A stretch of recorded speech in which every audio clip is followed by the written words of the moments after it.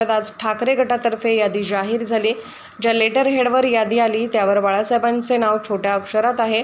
बाळासाहेबांचे नाव स्वतःच्या नावात देखील नाही। सभेत हिंदू बोलण्याऐवजी राष्ट्र म्हणाले। ही यादी ट्विटरच्या माध्यमातून समोर आली आहे। अनिल देसाई यांचे नाव नव्हते, ट्विटरच्या माध्यमातून नाव दिले।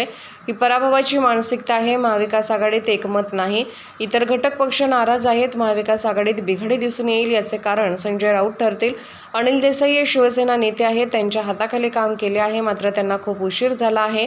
आधी कामे करायला पाहिजे होती। इथं कोणी कितीही प्रचार केला तरी बाळासाहेबांच्या विचारांचा विजय होणार आहे। बाळासाहेब आणि बाळासाहेबांच्या विचारांचा माणूस इथून निवडून देतील। ईडी स्वतंत्र यंत्रणा आहे, चौकशी आणि कारवाईची प्रक्रिया सुरू आहे। भ्रष्टाचार केला असेल तर समोर यावे लागेल। भ्रष्टाचार केला असेल तर निवडणूक आयोगाला का उमेदवारी द्यावी याचे स्पष्टीकरण द्यावे लागेल। माहितीचा फॉर्म्युला ठरला आहे। आज किंवा उद्या नावे जाहीर होऊ शकतात। या संदर्भात मी या गोष्टीचाच उल्लेख केला की संजय राऊत यांच्यामुळे आता येणाऱ्या दिवसात तुम्ही बघाल आघाडीमध्ये बिघाडी कशी होईल आणि एक एक गोष्टी तुमच्या समोर दिसून येतील। त्या सर्व उबाटातर्फे 16 उमेदवारांची यादी घोषित करण्यात आलेली आहे आणि जी यादी घोषित करण्यात आली ते जे लेटर हेड वापरण्यात आलेलं आहे त्या ठिकाणी वंदनीय हिंदुहृदय सम्राट शिवसेना प्रमुख बाळासाहेब ठाकरे यांचं नाव एकदम छोटं दिसणार पण नाही अशा स्वरूपात हे केलेलं आहे। आणि उद्धव साहेबांनी स्वतःच्या नावात पण बाळासाहेबांचा उल्लेख टाळलेला आहे आणि वारंवार त्यांच्याकडून बाळासाहेबांचा उल्लेख टाळण्याचे प्रकार होत आहेत। यापूर्वी पण महाविकास आघाडीच्या माध्यमातून हिंदुहृदय सम्राट बोलण्यासाठी ते टाळत होते। त्याच्यानंतर काल परवा जी सभा झाली त्या सभामध्ये माझ्या तमाम हिंदू बंधू आणि बंधू भगिनींनो जी नेहमीचं जे वाक्य आहे ते वाक्य न उच्चारता त्यांनी राष्ट्रभक्त चा उच्चार केला आणि तेही गोष्ट त्यांनी टाळलेली नाही। आता तिसरी गोष्ट म्हणजे स्वतः बाळासाहेबांचं नाव लावण्याचं त्यांच्यासोबत, कारण उद्धव बाळासाहेब ठाकरे या पक्षाची त्यांना मान्यता मिळाली आणि त्याचं नाव छोटं लावून आणि स्वतःच्या नावात पण बाळासाहेबांचा उल्लेख त्यांनी केलेला नाही। त्यामुळे कुठेतरी बाळासाहेबांच्या विचारांना तर ते विसरलेच आहे, आता त्यांच्या नावाला पण ते विसरत आहेत। आणि ह्या यादीमध्ये आपण बघाल तर 16 उमेदवारांची यादी आहे आणि यामध्ये दक्षिण मध्य लोकसभा मतदारसंघाचं उमेदवाराचं नाव याच्यात घोषित केलं नाही आहे, परंतु संजय राऊत साहेबांनी त्यांच्या ट्विटरच्या माध्यमातून त्यांच्या नावाची घोषणा केली आहे। म्हणजे त्यांची पराभवाची मानसिकता याच्यातूनच दिसून येत आहे की त्यांच्या अधिकृत उमेदवारांच्या घोषणेमध्ये त्यांचं नाव त्यांनी अंतर्भूत केलेलं नाही आहे। सर, ज्या पद्धतीनं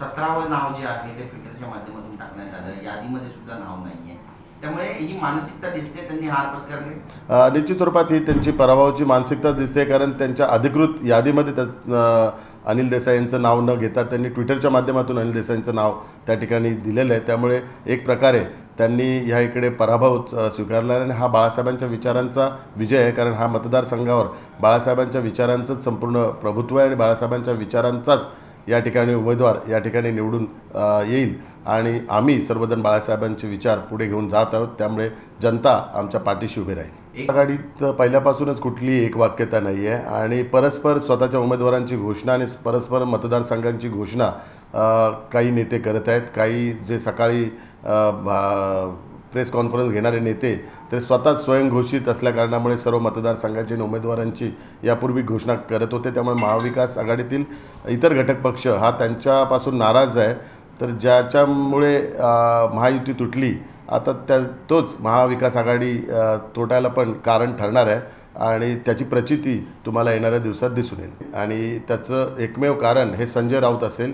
संजय राऊतांनी जसं महायुतीत जो होऊ नये, महायुतीत वितुष्ट निर्माण केलं, तोच प्रकार आज ते महाविकास आघाडीच्या माध्यमातून करत आहेत आणि येणाऱ्या कालावधीत ही महाविकास आघाडी, महाविकास बिघाडी तुम्हाला दिसून येईल संजय राऊतांमुळे।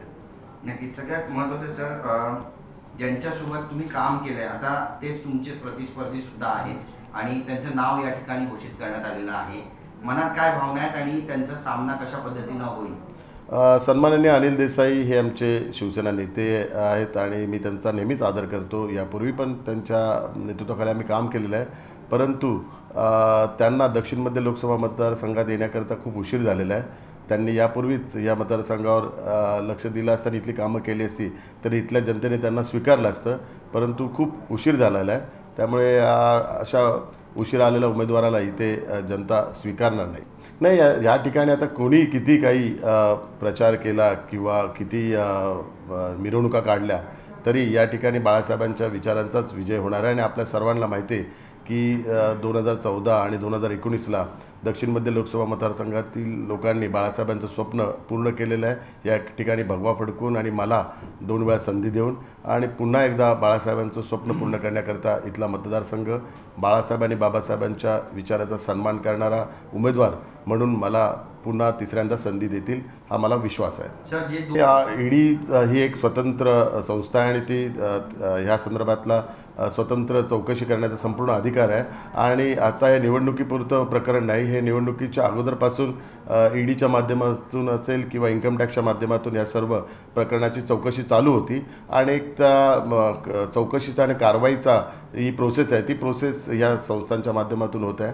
तर त्याला कुठलाही राजकीय रंग न देता जे काही सत्य आहे सत्य लोकांसमोर येईल. ज्याने जर काही भ्रष्टाचार केला नसेल तर ते लोकांसमोर येईल, पण भ्रष्टाचार जर केला असेल ते पण लोकांच्या समोर यायला पाहिजे. आणि निवडणूक आयोगाने स्वतःच घोषित केलेलं आहे, यावेळी जे नियम बनवलेले आहेत त्यांनी ही घोषणा केलेली की जे कोणी भ्रष्टाचार केला असेल किंवा गुन्हेगारी ज्याच्यावर पार्श्वभूमी असेल तर त्याला उमेदवारी का द्यावी याची पण कारणं त्या राजकीय पक्षाने निवडणूक आयोगाला द्यायला पाहिजे.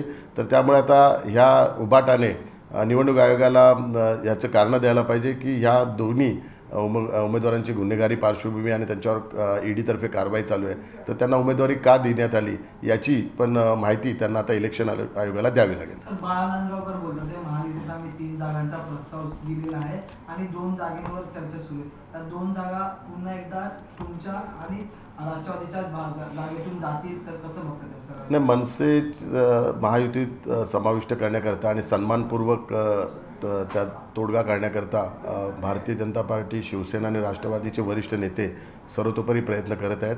आणि मला विश्वास आहे की येणाऱ्या कालावधीत मनसेचा महायुतीत सहभाग होईल आणि तो सन्मानपूर्वक सहभाग होईल.